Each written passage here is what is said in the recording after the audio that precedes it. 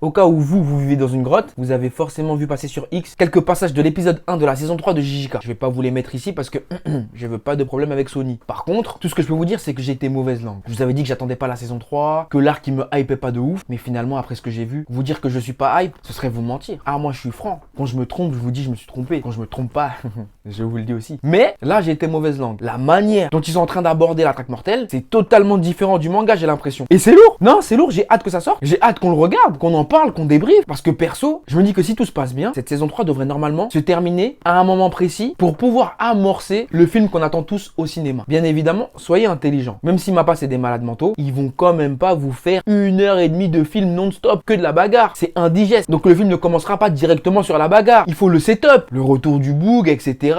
Qui parle un peu avec les gens, qui sonde un peu, qui fasse voilà, et qu'après ils reviennent. Pour le moment, précis étant attendu. Donc croyez pas que la saison 3 va se terminer en mode directement à la fin. Le combat commence. Non, c'est pas comme ça. Un peu comme dans le film Chainsaw Man. Ils vont setup pour après balancer 30-40 minutes de combat non-stop. Ah oui. Et d'ailleurs, j'ai vu qu'il y en avait plein qui n'étaient pas forcément pour que ça arrive au cinéma, mais je referai une vidéo pour en parler. En tout cas, préparons-nous à la traque mortelle, ça va être quelque chose.